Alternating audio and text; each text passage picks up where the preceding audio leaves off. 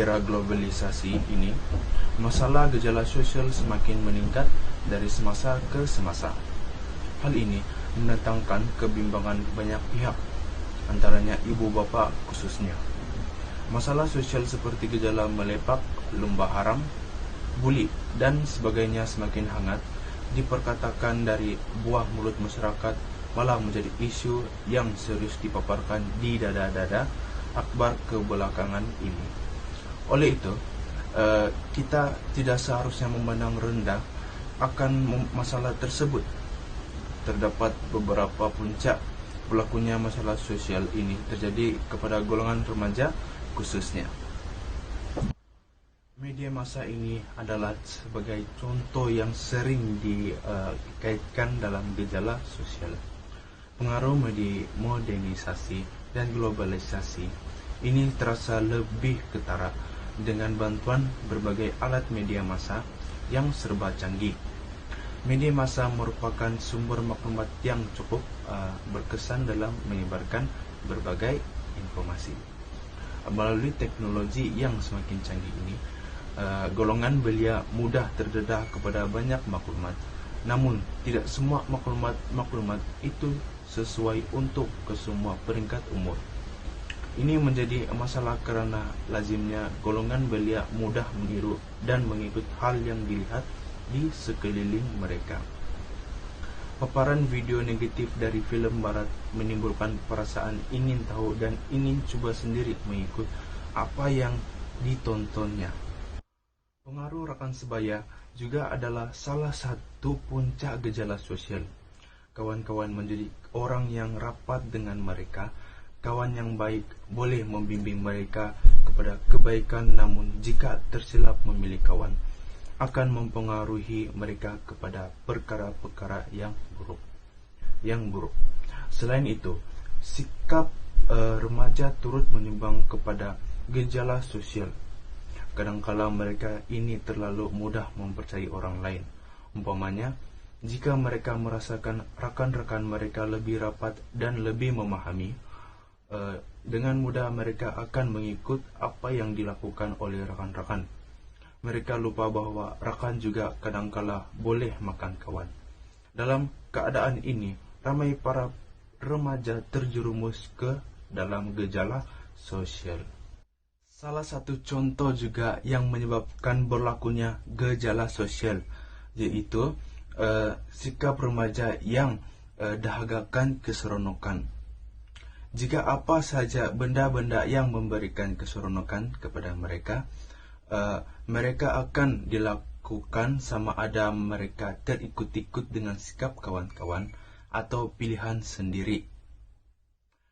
Hal ini menyebabkan remaja terlibat dengan rokok, pergaulan bebas, lepak, mata rempit, dadah, dan sebagainya. Ketika ini, apa yang terlintas di pikiran mereka adalah keseronokan, tanpa memikirkan akibat perbuatan mereka itu kelak. Faktor-faktor yang menyebabkan pembentukan gejala sosial, salah satunya daripada sikap ibu bapa. Sebilangan ibu bapa tidak prihatin dengan perkembangan anak-anak mereka. Malah, ada yang menyerahkan tanggung jawab untuk pendidikan anak-anak mereka kepada pihak ketiga seperti pekerja gaji, taska, jiran, rakan-rakan, dan sebagainya.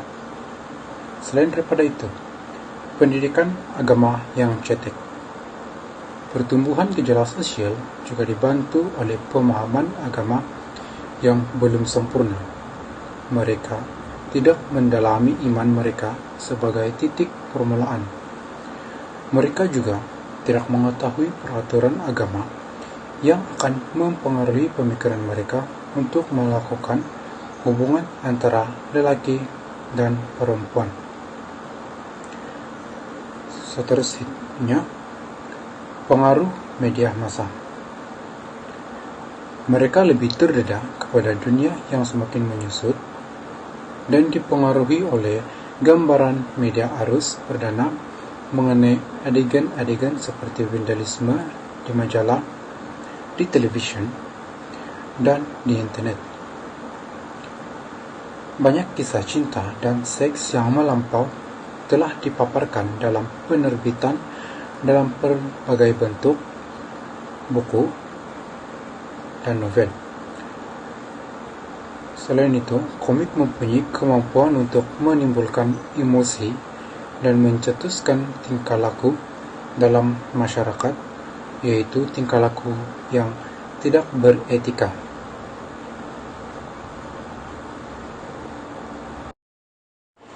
Jadi, apakah kesan gejala sosial? Kesan ke atas individu ialah individu yang mencorakkan dirinya dengan akhlak yang baik akan dipandang mulia dan tinggi, dibandingkan dengan individu yang mencorakkan dirinya dengan perkara-perkara yang negatif akan dipandang serong dan dicemu oleh masyarakat sekeliling. Selain itu, kesan ke atas keluarga. Keruntuhan sesebuah institusi kekeluargaan akan menyebabkan hilangnya kebahagiaan dan keharmonian yang dialami dalam sesuatu masyarakat. Akibat daripada wujudnya ketidakharmonian dalam kekeluargaan, sebuah keluarga pastinya akan berlakunya penceraian, dan ini akan menjadikan masa depan anak-anak akan terbiar dan tidak terpelihara. Dan selain itu, kesan ke atas masyarakat dan negara. Masyarakat di negara ini akan menjadi porak-poranda, berpecah belah dan tidak bersatu padu. Akibatnya, perasaan buruk dan prasangka akan wujud dalam masyarakat. Oleh itu, hal ini akan memberikan kesan apabila berlaku pergaduhan dalam kalangan masyarakat. Isu-isu perkauman akan wujud seandainya pergaduhan ini melibatkan antara dua kaum. Negara juga akan kehilangan pelapis generasi kepimpinan pada masa hadapan. Hal ini akan menjadikan kerancakan pembangunan negara akan terbantu dan keadaan sosioekonomi negara juga menjadi lembab. Seterusnya, kami akan membincangkan tentang langkah-langkah mengatasi gejala sosial dalam kalangan remaja. Pada era globalisasi ini, gejala sosial dalam kalangan remaja begitu membimbangkan dan berleluasa. Secara umumnya, gejala sosial ini dikaitkan dengan perlakuan negatif yang dilakukan oleh remaja mercapadain. Malah, gejala sosial yang melibatkan golongan remaja bukan saja menimpa remaja kelas bawahan, tetapi juga membabitkan kelompok remaja kelas menengah dan atasan. Hal ini berlaku kerana golongan remaja tidak mempunyai tempat mengadu dan tidak diurus dengan saksama lagi bijaksana. Oleh itu, langkah-langkah segera perlu diambil oleh pihak berkenaan untuk mengekang kemelut ini daripada terus menular. Pada hemat saya, peranan diri sendiri merupakan peranan utama bagi mengatasi gejala sosial ini. Hal ini demikian kerana apa-apa yang dilakukan adalah berdasarkan kehendak dan kemahuan diri sendiri. Sekiranya diri sendiri tidak mahu melakukan itu, maka kita tidak akan melakukannya. Sudah terang lagi bersuluh, setengah kajian menyatakan apa-apa yang berlaku atas kemahuan diri sendiri. Oleh itu, kita perlulah muhasabah diri sebelum menunding jari kepada sesiapa.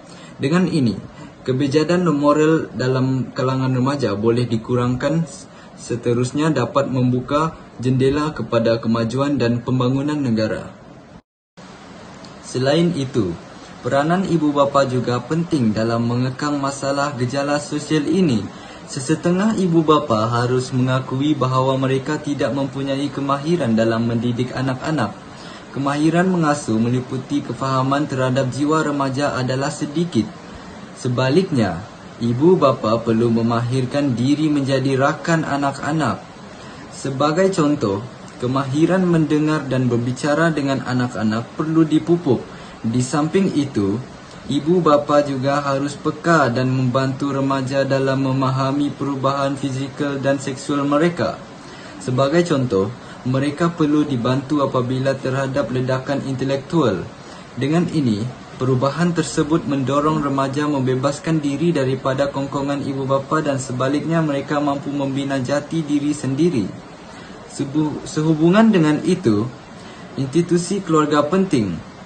Paling penting, perlu dititik beratkan ialah soal agama. Ibu bapa perlulah mendidik dan mengajar mereka dengan didikan agama yang kamil kepada anak-anak sejak kecil lagi. Hal ini bersesuaian dengan pepatah melentur buluh biarlah dari rebungnya. Seterusnya, tidak dapat disangkal lagi bahawa media massa juga menyemai benih-benih salah laku dalam kalangan remaja. Saluran media massa seperti televisyen, filem dan majalah perlu mendidik remaja agar tidak terlibat dengan kemelut kebejatan moral. Sebagai contoh, siaran yang memaparkan remaja yang berjaya mesti sering ditonjolkan di media massa sebagai motivasi untuk diteladani. Hal-hal mengenai kreativiti remaja juga sering diperbanyakkan berbanding liputan mengenai aksi dan perangai negatif mereka. Sebaliknya, dasar wak ini, remaja mudah terikut-ikut dengan watak pelakon yang membawa aksi negatif ini, malah mereka juga berasa bangga. Hal ini tidak wajar. Sebaliknya, aksi yang baik perlulah dipamerkan di media massa untuk diikuti oleh mereka. Tuntasnya, media massa memang berperanan untuk mengurangkan masalah keruntuhan akhlak dalam kalangan remaja hingga ke peringkat akar umbinya. Selain peranan ibu bapa dan media massa, masyarakat sekitar juga tidak boleh lepas tangan bagi menyelesaikan masalah keruntuhan moral dalam kalangan remaja ini. Janganlah mengambil jalan mudah dengan bersikap menutup sebelah mata apabila terserempak dengan remaja yang terlibat dengan kemelut kebejatan moral. Sebaliknya, masyarakat seharusnya menegur tindakan golongan remaja ini. Jika sekiranya teguran ini tidak dapat diterima, laporkan sahaja kepada pihak berkuasa untuk tindakan yang selanjutnya.